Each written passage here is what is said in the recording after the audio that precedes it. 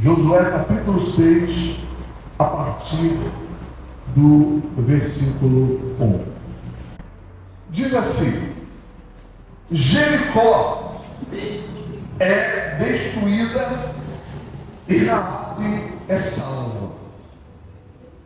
No versículo 1 diz assim: ora, Jericó cerrou-se e estava cerrada por causa dos filhos de Israel.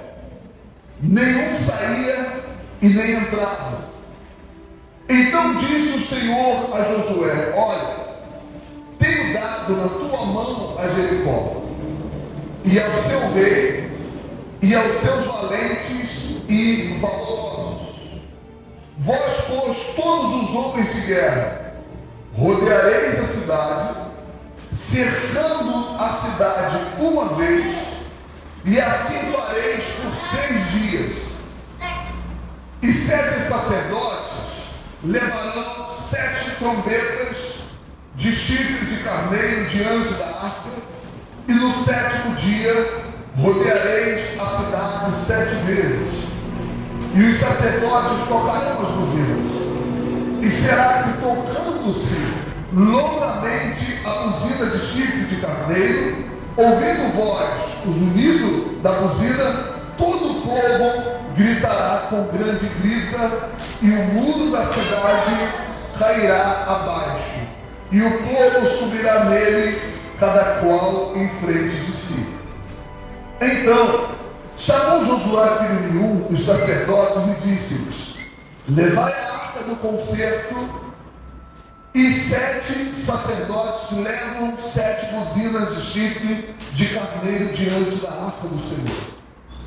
E disse ao povo: passai e rodeai a cidade, e quem estiver armado passa diante da arca do Senhor.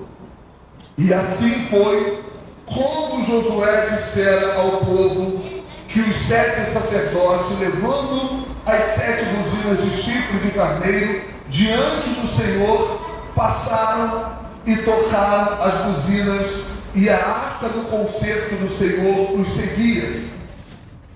E os armados iam adiante dos sacerdotes que tocavam as buzinas, e a retaguarda seguia após a arca, andando e tocando as buzinas.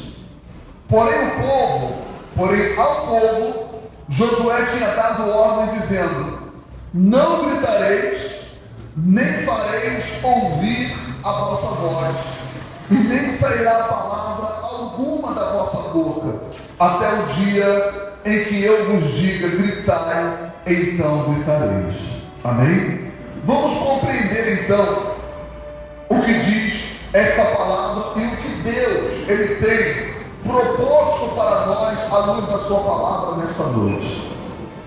Quando nós ouvimos essa história, primeiramente, nós estamos diante de um fato em que, antes do povo de Israel viver a oportunidade de entrar na terra prometida, eles tiveram a oportunidade de enviar espias até aquela terra, com o objetivo de observar a terra e trazer para eles uma resposta, um parecer daquilo que seus olhos viram. E então, quando estes chegam à terra, eles olham, e quando foram, eles foram com a seguinte promessa: essa terra é uma terra que manda leite e mel, uma terra que, sob juramento, eu prometi a vossos pais, mas entrego em suas mãos. E todos os seus adversários, os que habitam naquela terra, eles serão entregues em suas mãos como se fosse um só homem. Então observa que havia, por parte de Deus, uma garantia. Havia por parte de Deus uma afirmação de que a entrada naquela terra não haveria nada absolutamente que pudesse limitá-los de tomar posse. Porque até o que supostamente representava um impedimento para que eles tomassem posse, Deus já havia prometido que Então eles não iam do ponto de vista de enfrentar qualquer adversidade, mas eles iam com a afirmação de que eles teriam da parte de Deus a resposta desejada. Então a única coisa que eles deveriam fazer era confiar. A única coisa que eles deveriam fazer era seguir a direção que Deus havia lhes dado.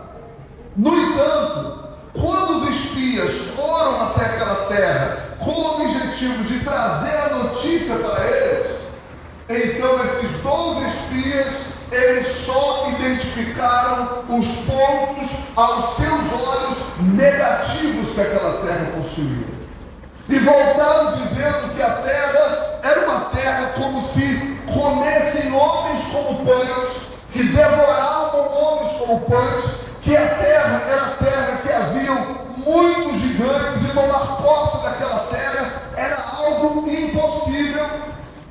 Que eles viram pelo tamanho dos homens, 2 homens carregando um cacho de uva. E esses homens eram gigantes e o cacho de uva era enorme. Mas mesmo eles vendo a capacidade de produção da terra, eles voltaram ressaltando os pontos negativos que eles viram aos seus próprios olhos, mesmo diante da promessa de Deus. O que nós aprendemos com esse episódio que se deu antes desse texto que acabamos de ler, e nós vamos entrar no texto já. Nós aprendemos que quando Deus ele fala, nós aprendemos que quando Deus ele dá uma direção, ou quando Deus ele se propõe a realizar em nossa vida algum tipo de promessa descrita na sua palavra, então nós não podemos de forma alguma realizar qualquer tipo de adaptação. E o que a igreja, de um modo geral, tem feito hoje referente ao Evangelho, tem o adaptado para os nossos dias. É como se a Bíblia, sendo a palavra de Deus, quando a pessoa olha para as Escrituras e olha para a realidade dos fatos que ela quer prevalecer sobre eles, elas dizem que não é bem assim. Elas dizem que tudo bem que está escrito, mas nós não podemos levar ao pé da letra. Quando a palavra de Deus diz que nenhum só tio, nenhum ponto absolutamente pode ser passado desta palavra sem que seja aplicado exatamente da maneira que é descrito. Então, se nós partimos desse princípio, então aquilo que está escrito é exatamente como Deus ele tem o poder de fazer. Agora, cabe a mim crer conforme diz as Escrituras e obter a resposta pronta da parte de Deus, ou adaptar segundo a minha visão, segundo o meu ponto de vista, e entrar numa fila de espera para obter a resposta desejada. Essa é uma decisão que eu devo tomar. Se eu quero a resposta pronta, então eu preciso crer como diz as Escrituras. Então aqui se referia àquele grupo de pessoas que a terra prometida foi feita a promessa da parte do próprio Deus para eles. Pessoas que durante anos de suas vidas, elas viram gerações a fim passarem, e estas gerações, elas morriam sem ver o cumprimento da promessa. E aquelas pessoas tinham conhecimento da promessa, mas pelo fato de elas não verem, elas acabavam vivendo como se essa promessa não fosse para si. E a partir daquele momento, elas passaram a preocupar-se apenas com aquilo que elas estavam vivendo como limitação, que era uma imposição da parte do mal, através do povo do Egito, lhes colocando, lhes submetendo, lhes subjugando como escravos. Então a promessa vinha e eles não conseguiam alcançar. Mesmo tendo o Rio Jordão aberto, mesmo tendo o Mar Vermelho aberto, mesmo tendo carne no deserto, mesmo tendo pão no deserto, mesmo as suas vestes não envelhecendo no seu corpo, usada durante anos em seu corpo, mas ainda assim eles questionavam a promessa e a palavra de Deus. E afora essa postura, ainda havia a troca de informação entre eles. Quando alguém começava a blasfemar, então encontrava naquelas pessoas para quem eles reclamavam um apoio para que pudesse correspondê-los com a mesma condição, com a mesma visão, como sendo pessoas limitadas de uma resposta da parte de Deus. Então, o primeiro fato que Deus, neste capítulo, diante de uma outra situação que representava uma suposta impossibilidade, colocou aquele povo, eles apresentaram para eles a seguinte condição: aqui está uma muralha de 10 metros de altura por 4 metros de largura. E essa muralha, a condição para que vocês possam chegar do outro lado é essa muralha cair.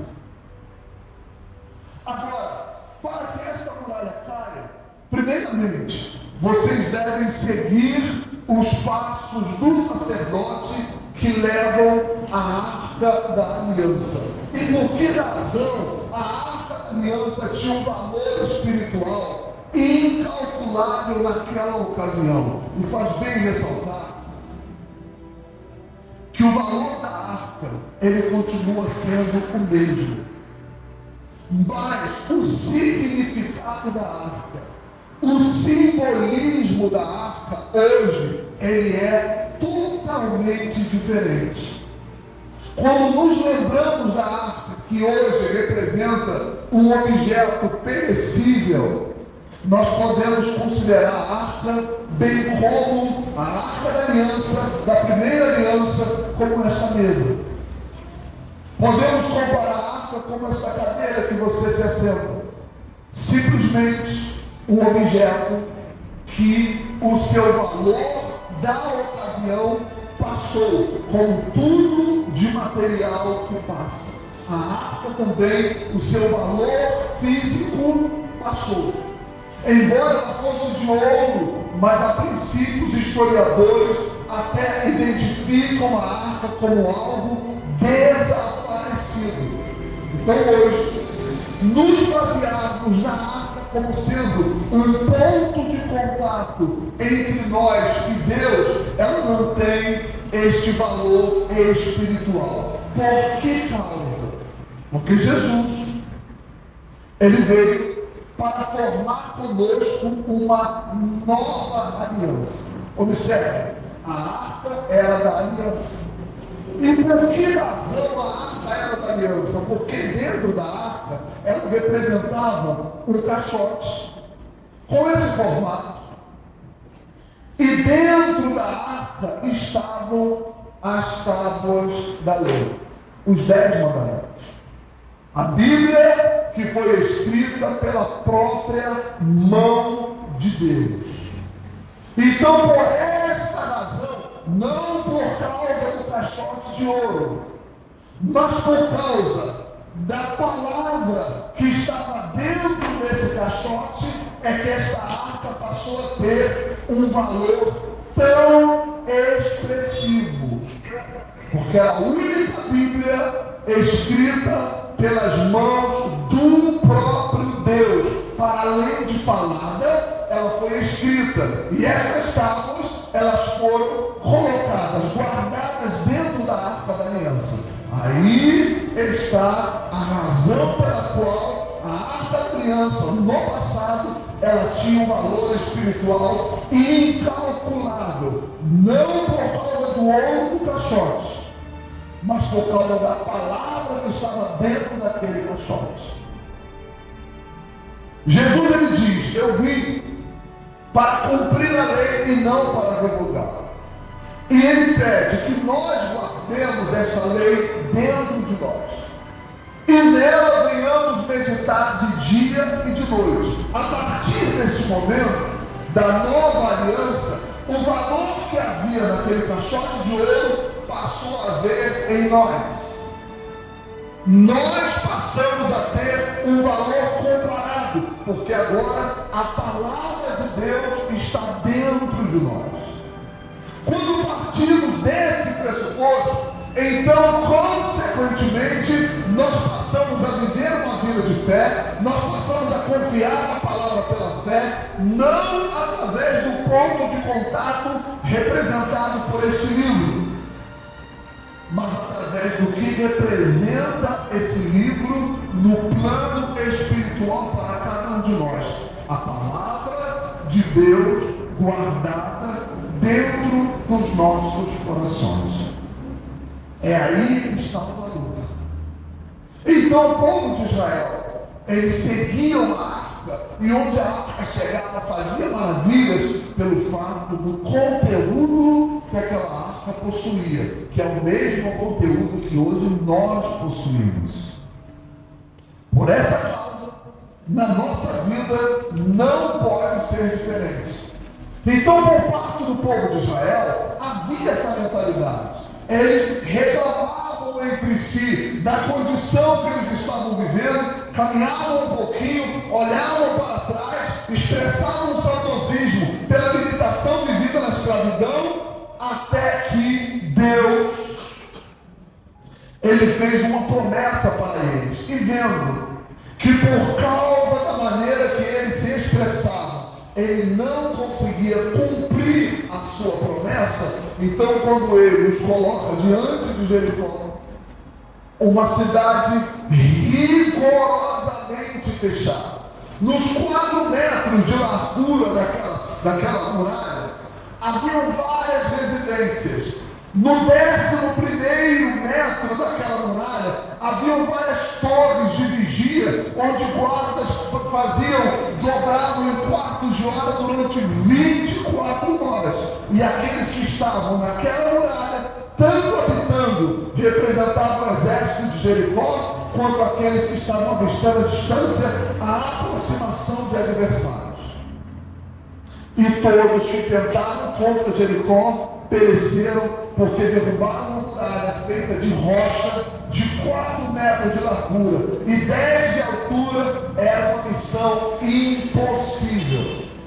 Agora Deus chama estas mesmas pessoas com aquela mentalidade e diz para eles: olha, segue a arca, segue a palavra, e quando vocês chegarem diante da muralha, eu preciso que vocês façam silêncio absoluto, que vocês não digam absolutamente nada, que no primeiro dia, no segundo dia, no terceiro dia, no 4º dia, no 5º dia e no 6º dia, vocês não expressem nenhuma palavra sequer diante desta prática, diante deste ritual. Exatamente por quê? Para que eles não incorressem no erro, para que não houvesse risco de eles contaminarem uns aos outros através de seus pontos de vista a respeito do que estava acontecendo diante dos seus olhos. Se alguém duvidasse, se alguém estivesse inseguro diante daquele fato, era obrigado a guardar para si e não contaminar a fé da pessoa que estava no seu lado. E detalhe, o período de tempo que Deus pediu para mover esta ação na vida daquelas pessoas, foi o mesmo período de tempo que ele levou para a criação de todas as coisas. Observe, o que ele pediu a eles, como período de tempo para derrubar uma muralha, não eles, mas o próprio Deus derrubar aquela muralha, foi o mesmo tempo que ele levou para construir tudo que há nesse universo pelo poder da sua palavra. 6 dias exatamente. E então ele disse que no 7º dia eles deveriam dar 7 voltas consecutivas, ainda em silêncio, em volta da muralha, e que por sua vez, após a 7ª volta, complementando 13, eles viessem soltar a sua voz e dar um grande grito. E a muralha iria cair diante de cada um deles. E após essa muralha cair diante de cada um, que eles subissem sobre os escombros daquela muralha para certificarem que aquilo que representava um obstáculo diante de seus olhos agora estava debaixo de seus pés. Mas qual foi o segredo para aquele milagre se produzir?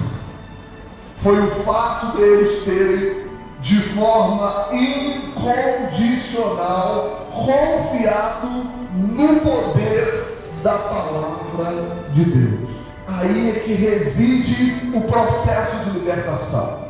Não é o que Satanás falou, não são as dificuldades que me são apresentadas, não são os obstáculos que me se opõem, mas é aquilo que Deus, Ele me afirmou na palavra dEle como resposta para a minha vida. Quando eu vou peitar, quando eu vou confrontar as minhas adversidades, é com esta visão que eu preciso caminhar. O que Deus disse a esse respeito, o que Deus prometeu a esse respeito. Então, exatamente aquilo que Ele prometeu é que eu vou caminhar seguro, é que eu vou caminhar convicto de que a palavra vai se cumprir, porque aquele que prometeu é fiel. Então, quando eu compreendo desta maneira, então é dentro de mim que o processo de libertação ele começa a acontecer. É dentro do meu coração que a muralha começa a cair. É dentro do meu coração que os meus adversários, representados por aqueles gigantes que eu vejo na terra prometida com os meus olhos físicos, começam a preparar a terra por ordem do próprio Deus para que ele tome posse. Quando eu compreendo desta maneira, então eu paro completamente de tentar adaptar o Evangelho para que ele fique supostamente mais fácil de ser compreendido no século 21, considerando que nós estamos diante do mesmo Evangelho. Nada mudou e não vai mudar. E Deus seguirá fazendo exatamente aquilo que Ele prometeu, e Ele cumpriu todas as vezes que Ele prometeu. Mas para que eu veja a materialização, é necessário que eu não me limite a ouvir, mas eu aplique a minha fé conforme a palavra dEle assim me orienta. Ele é o Deus do passado, é o Deus do presente e será o mesmo Deus no futuro. Eu preciso confiar. E desde a antiga aliança, Ele sempre nos coloca diante de desafios adversos. Certa feita, Elias, o Eliseu, perdão, ele ouve da parte de Deus a seguinte orientação: vá a Sarepta de Sidom, e lá você vai encontrar uma viúva, e esta viúva vai lhe sustentar. A primeira fala de Deus já parecia absurda, porque uma viúva era uma pessoa dotada de total limitação. A mulher não trabalhava, não era independente economicamente, dependia totalmente do marido. O marido morrendo, essa mulher vivia em apuros e muitas tinham suas vidas escravizadas. Salvo se estas tivessem um filho adulto que pudesse trazer o pão, mas caso não tivesse, seus filhos eram levados como escravos, ainda crianças, e elas passavam a ter vidas totalmente limitadas. Agora Deus manda Eliseu a casa dessa mulher com o objetivo de ser alimentada. E ao chegar na casa dessa mulher, ele olha para o aspecto da casa e vê uma casa humilde. E a mulher catando os gravetos no quintal. E para que ele supostamente não perdesse a viagem, ele se aproxima dela para meio que obedecer a palavra. Ele pede a ela um copo com água. Porque afinal de contas, água supostamente ela teria para me servir. Ou seja, ele meio que obedeceu a palavra para que ele pudesse se dirigir a ela conforme Deus pediu, mas não exatamente da forma que Deus lhe pediu. Então ele estava ali para provocar um meio milagre.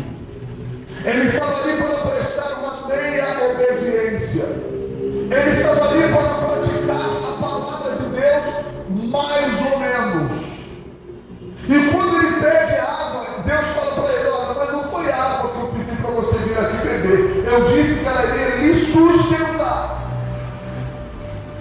Eu gostaria que, diferente de todos os focos que essa mensagem, esse exemplo especificamente, é colocado em forma de oferta financeira, mas nesse momento o foco é obediência.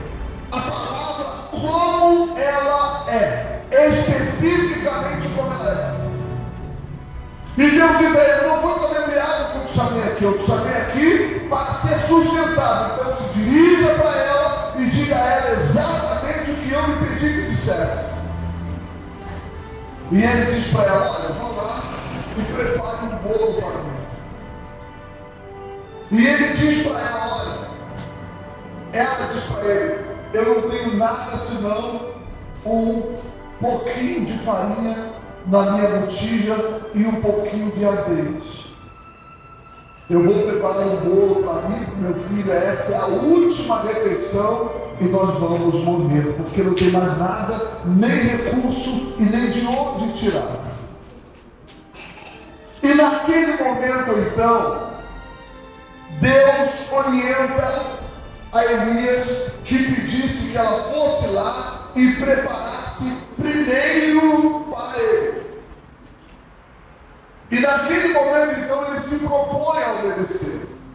E quando ele se dirige a ela e faz com que ela haja exatamente como Deus disse, naquele momento, então, ela foi lá, simplesmente obedeceu e entregou. E voltando para o interior da sua casa, ela encontrou a farinha e o azeite em sua botija, em sua panela, de uma forma multiplicada, pelo simples fato dela ter obedecido a palavra de Deus conforme ele orientou. Então o milagre, ele se produz exatamente desta maneira. E é de suma importância compreendermos que milagre não são coisas extraordinárias que acontecem. Milagre é tudo quanto procede da parte de Deus. Precisamos compreender assim, porque se nós compreendermos milagre como algo extraordinário, mesmo procedendo da parte de Deus, então nós vamos fazer distinção entre as ações de Deus e aquelas que claramente é Deus que acrescenta no nosso dia a dia. Nós vamos desconsiderar como sendo da parte dele e vamos considerar como sendo a ordem natural dos acontecimentos. E é nesse momento que, não sendo gratos a ele por aquilo que ele tem feito, mesmo que aos nossos olhos se pareça mínimo, nos torna cada vez mais distante daquilo que Ele pode realizar em nossa vida, que nós consideramos o máximo ou nós consideramos um milagre muito esperado. Então a mentalidade, ela precisa mudar. Tudo que Deus realiza é um milagre. Tudo o que Deus faz é um milagre. Porque da maneira que Ele faz e o que Ele faz, nenhum outro pode fazer. Aquilo que Ele faz, da maneira que Ele faz, nós não temos uma outra fonte da qual podemos receber algo comparado.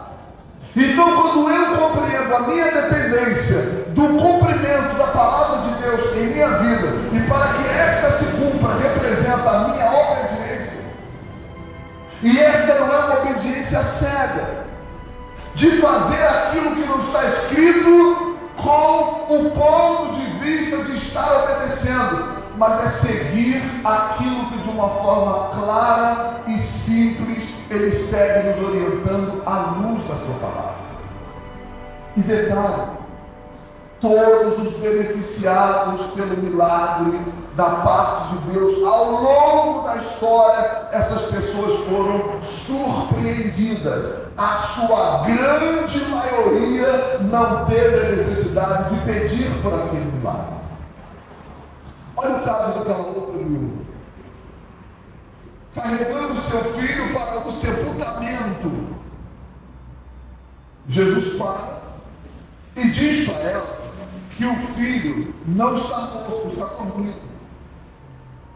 Aquele foi o primeiro contato de Jesus com aquele menino.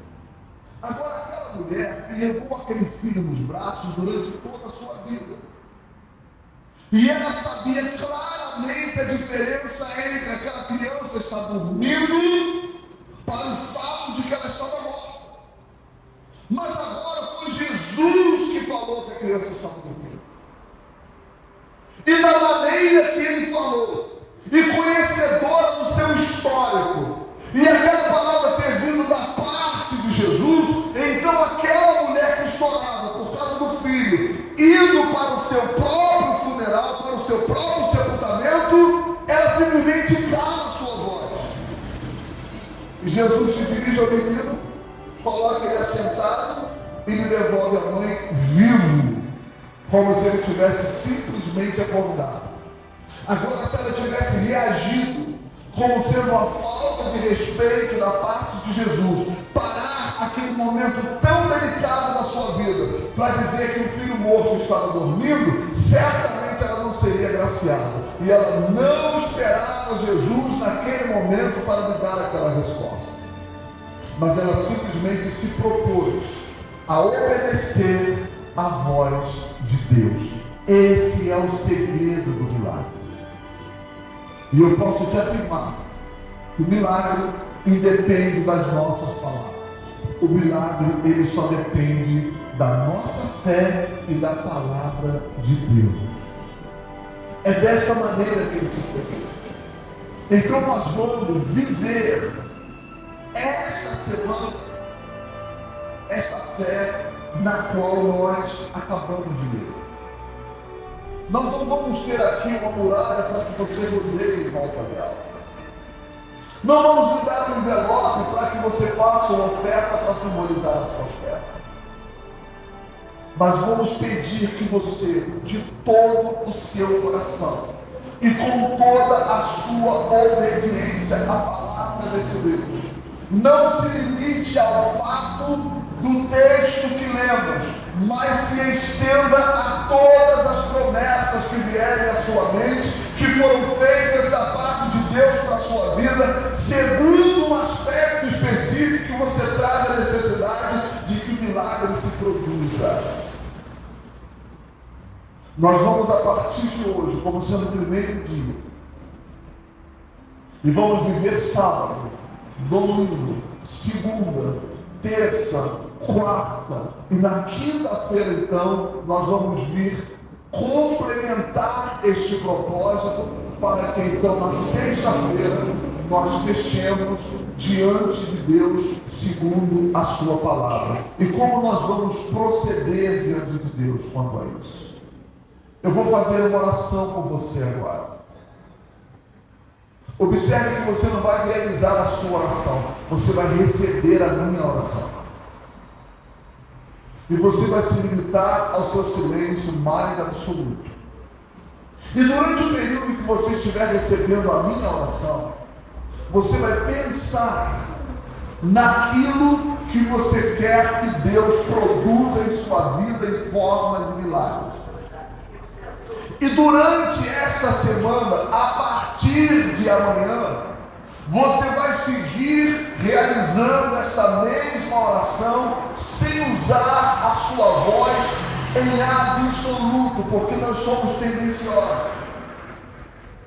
Muitas das vezes, da maneira que nós agimos, da maneira que nós reagimos, da maneira que nós fazemos ou falamos, nós chegamos a imaginar que a resposta de Deus ela vai se manifestar por causa da maneira que nós procedemos. E na prática não é isso.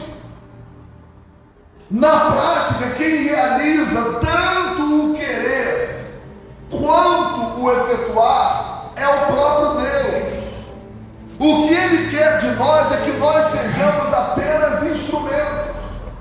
Não existe a menor necessidade de nós dizermos o que a nossa fé aceita, o que a nossa fé não aceita. Não existe a menor necessidade de nós dizermos que temos uma fé capaz de fazer e acontecer, porque não é a nossa fé, é Deus através da nossa fé. E muitas vezes que Ele agiu através da vida de pessoas, essas pessoas nem precisaram manifestar a fé, elas foram beneficiadas pelo simples fato de ter uma fé.